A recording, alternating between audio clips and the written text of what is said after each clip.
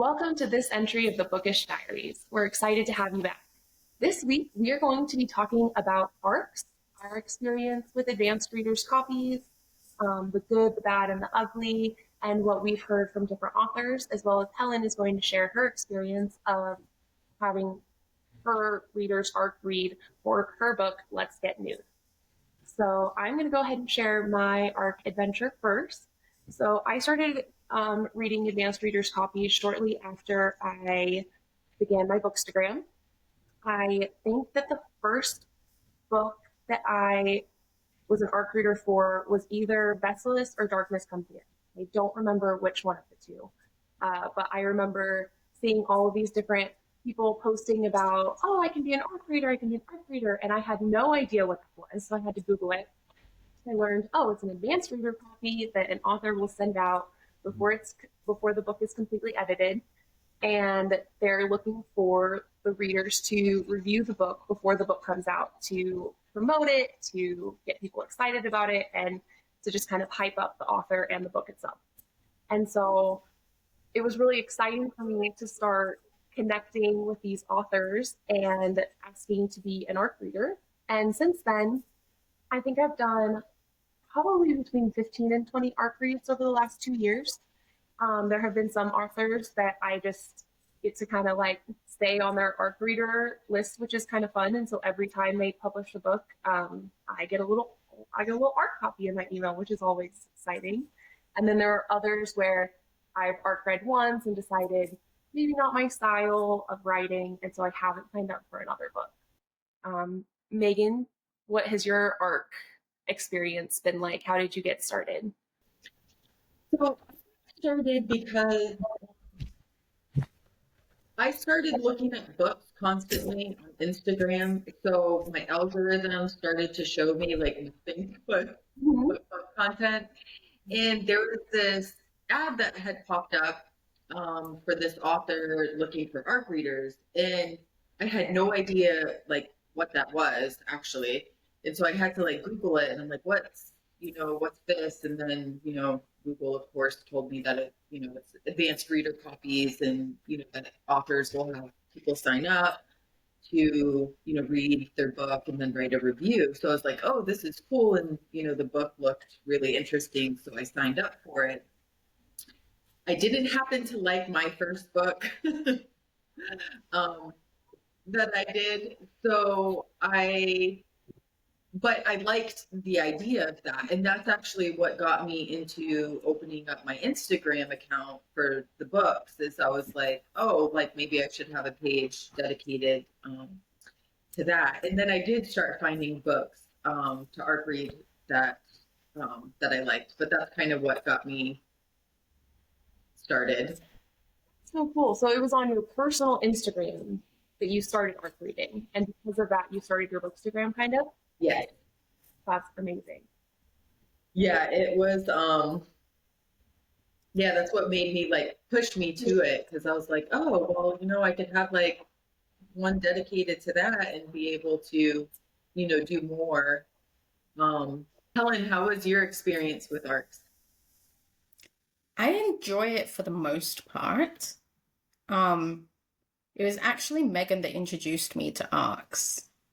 Not too long after I joined Bookstagram, I saw someone posting something about being an ARC reader and doing something with ARCs. And like Megan, I Googled what an ARC was because I had no freaking idea. I never heard of this. And Megan, I messaged Megan about it and asked her about it.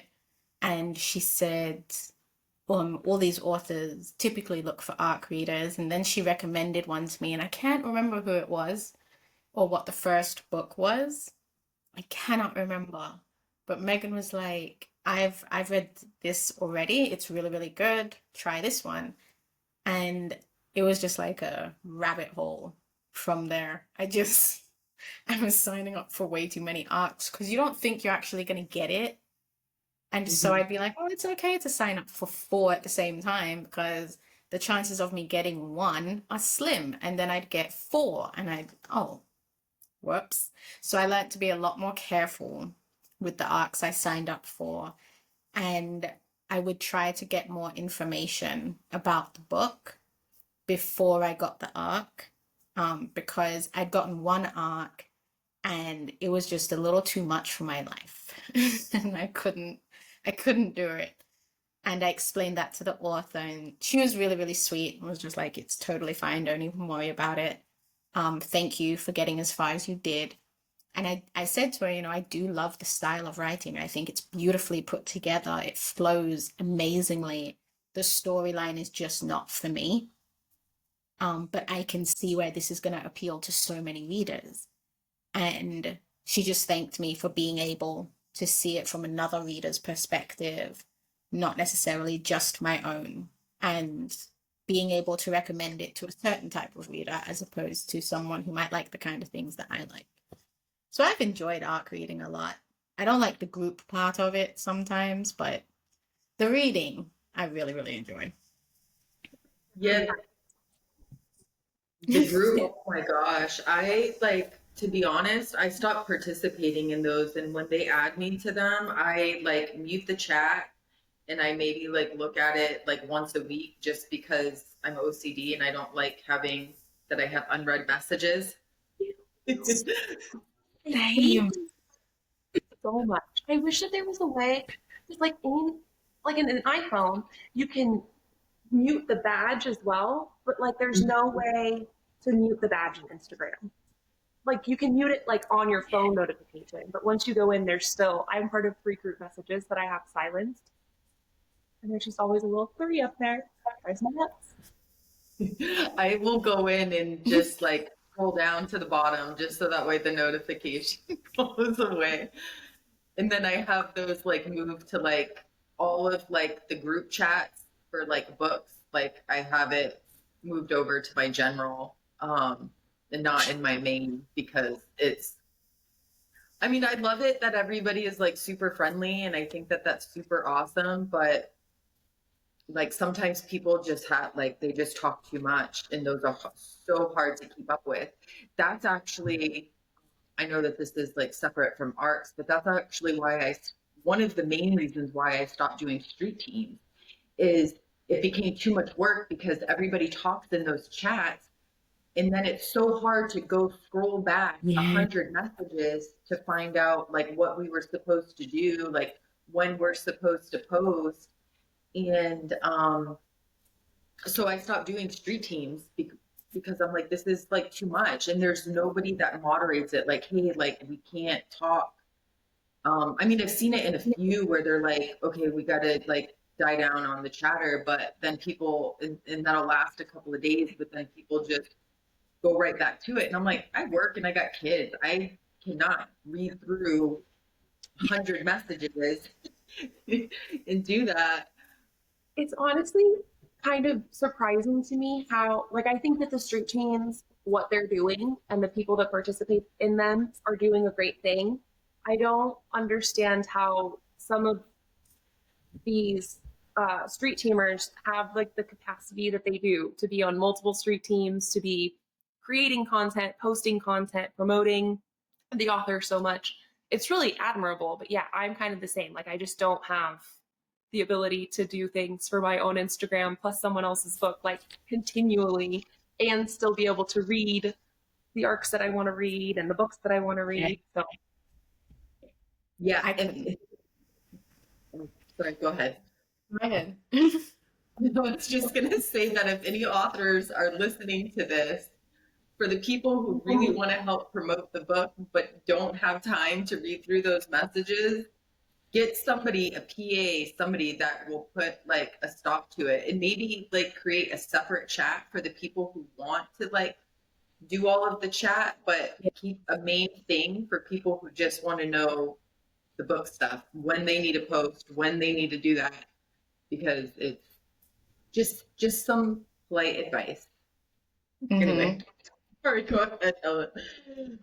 I'm the same as the two of you. I can't keep up with the chats and everything and the scrolling and waking up to 77 messages in one group chat. And I mute all of the group chats. I can't. It's too much. There's a handful. I think I've exited most because I got fed up. And like Megan, I'm super OCD about this whole unread message thing. I hate seeing it. And I will just click it and scroll to the bottom and come out, and I don't even look at anything. Mhm. And I think really what Really turned me off of the whole street team thing for ARCs was how demanding the posting or the creating posts and things like that became. It felt more like this is your job and I expect you to deliver. And I just felt like I have a job and a family and my own things to do and my own projects that I'm working on. I don't have time to be dedicating to this, but I'm more than happy to repost and to share and to help you promote. But I just don't have that kind of energy or time. And it kind of just, I won't say it put a bad taste in my mouth, but I wasn't a fan. So I'm always quick to say to authors, especially this year, because I have a lot planned for this year. So I've said to quite a few authors, I can't do your street team and I can't join this team, but I'm more than happy to help push and promote and post. So feel free to share something with me that you want reposted or something. And I'm more than happy to do that. But I like Megan's idea of having like a separate chat for people who don't want to, have this huge group chat with 100 different people and just want to focus on helping you promote the book and learning about the book and your process and the characters and getting that backstory to fall more in love with your work and want to actually push it forward for you. Or another suggestion is to turn off and only allow certain people to be able to chat. Like I know like there's broadcast channels from authors where they turned off commenting and chatting and they only allow like a select number of people to be able to actually post something in the chat. That could be another thing to die that down. Um, Although, don't you have to have like a really specific amount of followers or type of Instagram to have a broadcast channel? No, because I see people try to send me to join their broadcast channel and they have like a small number of followers. So I don't know how that works. I've never like tried it because I've never had a big enough chat to do that, but I've seen smaller accounts do that. Interesting, because I've tried to look up how to do a broadcast channel. I do wonder if Instagram just, because like for our Bookish Diaries, we can't schedule, even though it is a profile that is allowed to schedule. So maybe it's just different permissions based on how long you've had it. I don't know. Maybe because like I don't know, I could schedule on mine, like on like I've never tried it on my personal one, but You can schedule, oh, well, I can schedule on my fiction books, but I can't schedule on the Bookish Diaries. that's crazy. How was it? Oh, that's a different topic, but not to get off track. But then I don't know. Then either like have somebody like moderators, like, Yeah. and they need like moderators because I know a lot of the authors do have PAs in those chats, but like I don't ever see them like speak up. Like that's what made me want to try to be a PA for authors because I'm like, I'll straight up tell those people like this chatter needs to like die down. Like we need to focus on the book. Because it's even the same thing in the book chats when the author like when they do like the chats for the ARC reads, those become too much too. Like with all of like I don't even like being a part of those because it's too much. Well, and then you have some authors who decide that they're also going to do a Discord, which, like, I am not saying that that is a negative thing. I am just saying that I have signed up for a couple of authors' Discords and gotten way over my head because the amount of things that are going on in the Discord channel. I was like, okay, I need to delete this out from my phone because I can't even keep up with the group chats on Instagram, let alone but it's cool because like there are some and they'll say like spoilers, and so then people can go in and talk about spoilers, and then they'll say like what do you think is going to happen, and people will go and put their fan theories in there. And so it's cool because you can interact with all of these other readers who love the series that you love and talk about it, and people can put up fan art and stuff.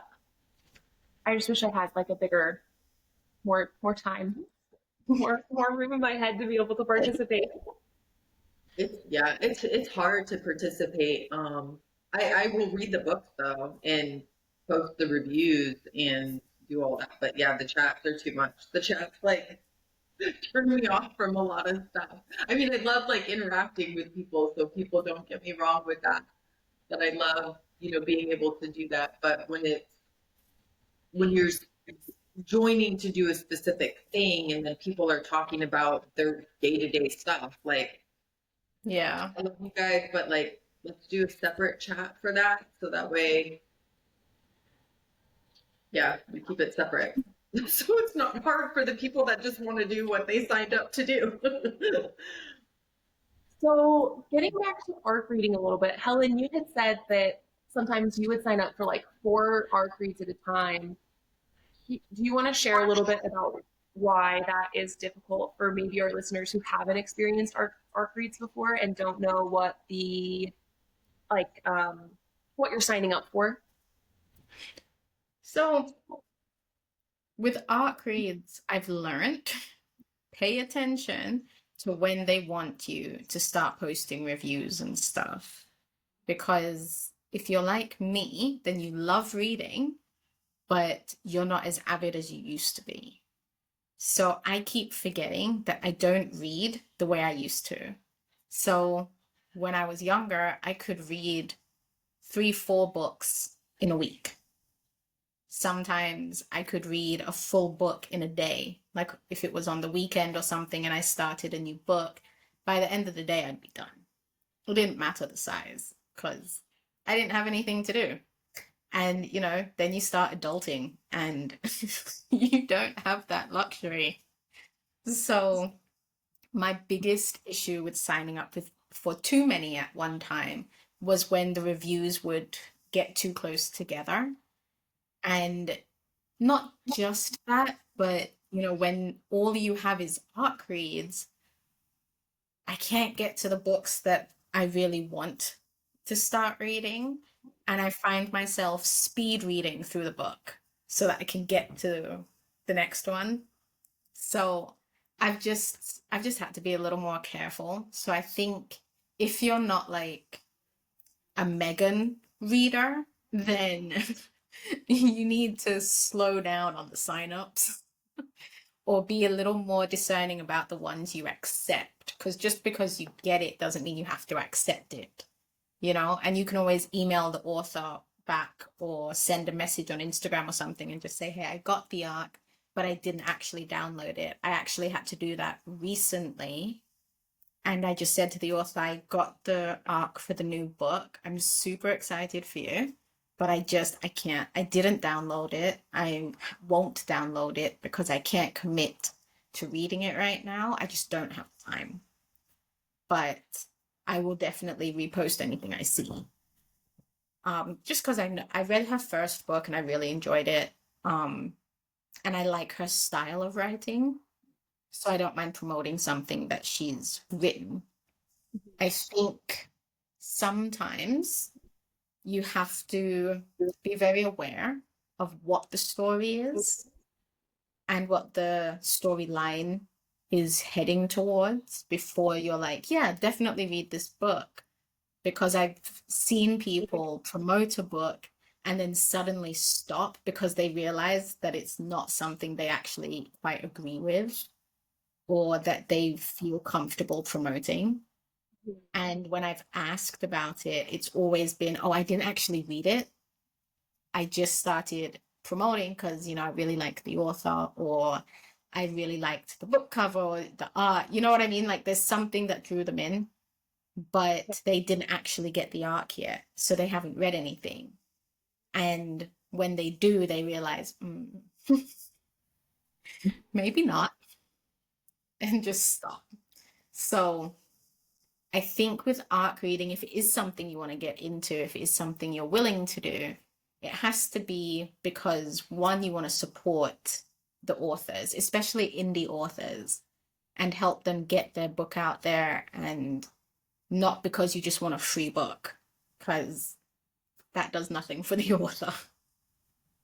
So read and promote it, support it, but be aware of what you're committing to. So if you need to ask a few extra questions, ask the questions, because everyone I know or have come across would rather you ask 10 questions or 100 questions and know exactly what is expected of you, what they're looking for, and what they want you to be looking for, rather than just randomly signing up and hoping for the best. Yeah, I think asking questions is really good, because I do think that I've gotten into a place where or like I will start reading an arc and think like I will have read what it was about, be super excited about it. I give books now, I give them 5 chapters. If I'm not totally pulled in by 5 chapters, then I will not keep reading it. And this was actually the last arc that I got, because it stressed me out so much. It was the only arc that I didn't end up finishing, and it stressed me out so much to tell the author that I couldn't / didn't want to / wasn't interested in finishing their arc, that I just haven't signed up for more. There's other arc readers that I'm just like on their list because I've loved every single one of their books and I keep doing those.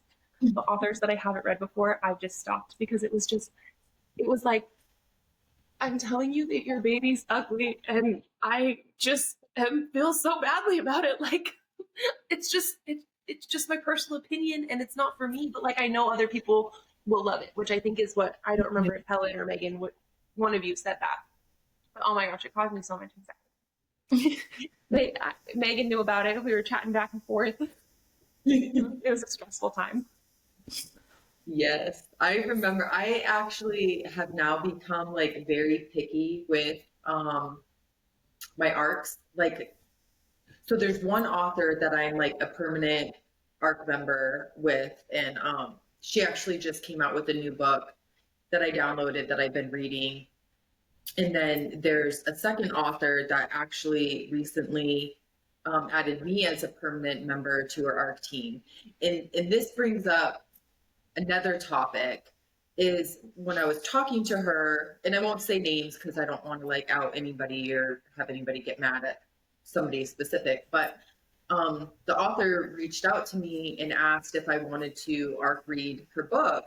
And I was like, yeah, of course, like I love your books, I've read, most of them. So yeah, of course I will. And she's like, okay, thank you. And she's like, I have a lot of people sign up for ARCs, but they don't ever read them, or if they do read them, they don't post a review and do, what they're supposed to. And she's like, you're the only one who consistently always does the reviews for my books, because I've read for her before too. And so I don't know, like I like that made me think, and I'm like, if you're going to sign up for an ARC, to me, if you're going to sign up for an ARC read, right? If you can't make it and read it, like be honest with the author and tell them like, hey, I'm like really sorry that like what you guys have done and what I've done, where I've reached out to the author and told them like, something came up, I can't read, this book. Because it's kind of I don't know, it's kind of mean. Like, don't tell her.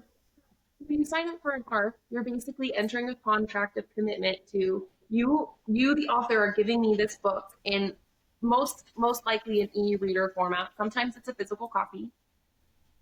You're giving me this book for free, so that way I will read it, I will write a review, and I will promote it on your behalf. And so when you don't do your end of the bargain, it gets a little iffy, and it's got to be super frustrating. I'm in an author group chat, and I had one author who was like, I think like 30% followed through. And Megan, you shared that you were the only person that followed through for one author. Yes, she said that hardly anybody like follows through, and she said that she has a couple like permanent, and she asked if I wanted to be one of her permanent, Mhm. art readers. But yeah, like, and I get that, like, people have like a life outside of doing this, right? And stuff comes up, and we can't make it, but we should at least tell them, like, we can't, like, I'm sorry, um, that I can't make it. Helen, since you have written a book and published a book, have you experienced that? Oh yeah. I think I didn't have a huge art team because it was my first book and I was doing everything myself. But I would say that the majority of people that got the book did not write a review on Goodreads or Amazon, and they did not share it or anything on Instagram. And it's funny because the most support I got was from people who hadn't gotten an arc. So I find as an author, I'm okay if you don't post on Instagram necessarily, but I would appreciate the Goodreads and the Amazon reviews because they do go such a long way in having the book promote basically itself when the release day comes, especially if you have it on Amazon or something. Um, and any book I read, I always post a review on Goodreads and Amazon, especially if it's an ARC read. I get a lot of ARC books from what is it? Goodreads? Not Goodreads. NetGalley? Readsy? NetGalley. That's it. So I get a lot of ARC books from there. And I always post on Goodreads and Amazon. I don't always post on my Instagram, mostly because the last few months, probably from like mid-year last year, coming straight up till now, I just haven't had time to be creating the posts I would like to create for these books. So I do plan on playing catch up a bit with that, but I always make sure the reviews are done.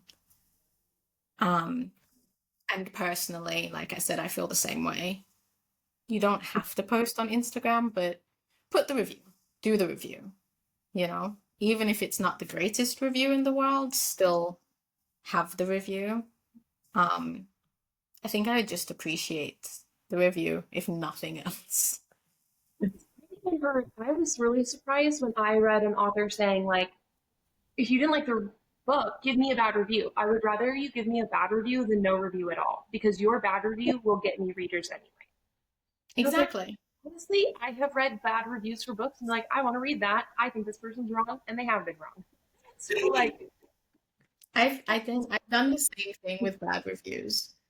what? I've read bad reviews and been like, but this sounds better than that though, so I'm gonna try it anyway. Mhm. And even if you do write a bad review, it still helps the book to get seen because it has a review. The Which is more something reviews, the better. And personally, if I see a bad review, I'm not the person that takes it to heart or anything. Like I know some authors have said they've gone into some kind of spiral when they see negative reviews. They start overthinking and they get very, very anxious and it's almost consuming. I don't, it just doesn't bother me like that. But I do take the negative review and think, how is this constructive? Is it something I can use to better my next one? Or, you know what I mean? As opposed to it's just negativity for the sake of being negative. I like to try and find the constructiveness in those negative reviews. And it's not always there, don't get me wrong. Sometimes people are just, people. But sometimes there is constructiveness to get from it. So I prefer to focus on that as opposed to, oh my gosh, I feel so bad. that's good to hear because as a reviewer, I have stopped posting negative reviews on Goodreads because, like, now I have people following me on Goodreads, and so then I feel like if I post a negative review, then other people aren't even going to look at the book. But I need to remember that they'll still look at the book, and as long as I do it respectfully and well, then there's no reason why I can't say this book wasn't for me, but it might be for you. These are the reasons it wasn't for me, but these are the reasons that it could be for you.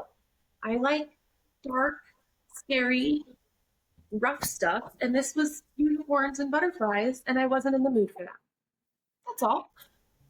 So I sometimes, when I don't like a book, okay, so for arcs, what I do is I wait until after publication. Like I give it like 2 to 3 weeks after the book has been published to go in and write my negative review.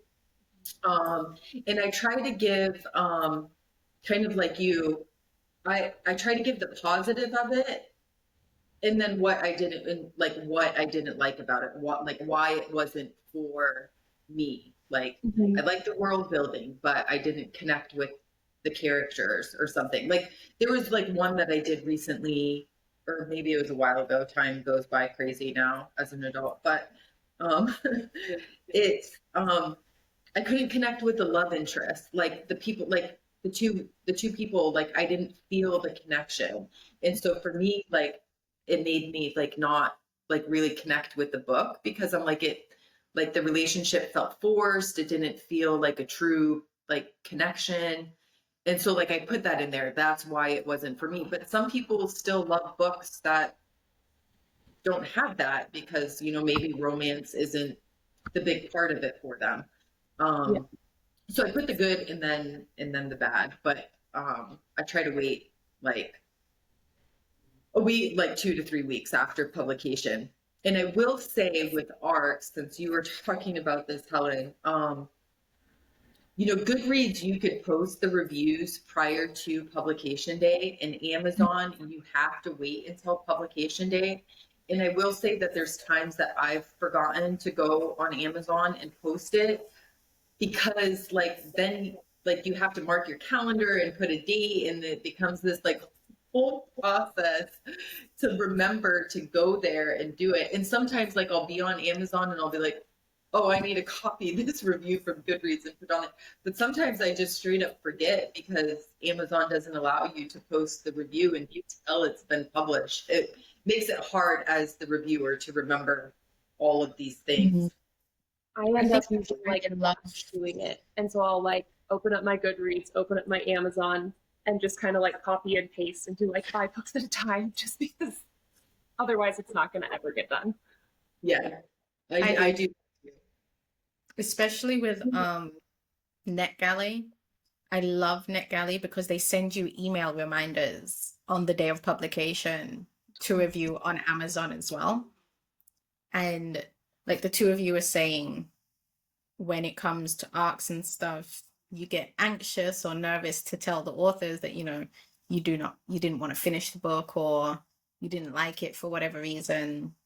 And it sounds really bad, but I don't have that. I don't feel guilty about it at all. If I don't finish it, I don't finish it. If I don't like it, I don't like it. But like you said, Kate, respectfully, and I'm not trying to be offensive, I'm not trying to make you feel any way. I'm going to share my opinion with you, but I always do it in the most respectful way I can think of. And when I'm reviewing and it's not my book, again, I'm very like Megan in that this book is such and such. It's not quite for me, but this will definitely appeal to this kind of reader. If you like such and such and such and such, you'll probably like this book. Like I'm not trying to bash the book. I have no reason to do that. But I don't like it. Not for me. This is how many stars I give it. It's not how many stars you might give it. And I think as long as you're balancing it out that way, like you're not just trying to be nasty for the sake of it, then I don't see the problem. And as authors, it can only make us better. And a lot of authors I've spoken to have said the same thing. Like if someone says they didn't like this or this didn't flow right for them, or there was not enough development between these relationships, then I know what to fix in the next one. And I know some authors who have actually gone back and fixed it in the book that's already published and republished it. So I think once the criticism is constructive and it's something that the author can use if he or she wishes, then there's nothing wrong with it at all. And you have some people who are like overly sensitive, but for the most part, the authors I've come across are all aware that, you're putting something out here for multitudes to read. And the beautiful thing about literature is that no two people are going to read the same book and get the exact same thing out of it. We can all read the same paragraph and we're going to see it completely differently. And there might be things that are similar, but we might challenge each other's way of thinking by what we're getting from it.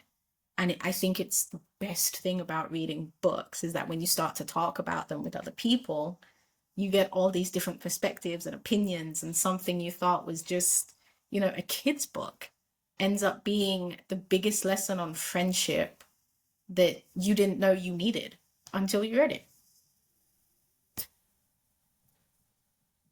it. My 2 cents. Very good.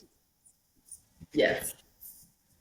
Well, as we're wrapping up, I do think it is important that we point out the really negative side of arcs, and that is the rising issue of ARC readers committing to take this free book and to promote it, and instead they put it online for free or sell it to someone else to put online for free, which then makes it so that the author can no longer, it has resounding implications. It's one, their book is now being able to be read for free by a lot of people, but also Kindle Unlimited has really severe copyright laws, and if your book is anywhere else online, they won't let you use their service. And so there's some really big issues in piracy and ARC reading, and I think it's really important that we share that, because when you're signing up for an ARC, it is a commitment, and I don't want to see ARCs go away because of this issue.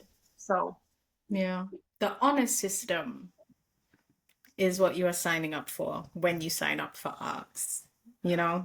Just be a decent human and do not take something that someone has spent months, sometimes years, thinking about, dreaming about, putting together, putting on paper, and then entrusting to people they've never met, never seen, and probably never will, only to later find out that this work they've spent all this time on and thrown themselves into is either being pirated, or someone is claiming that it's their work, or like you said, people are just selling it.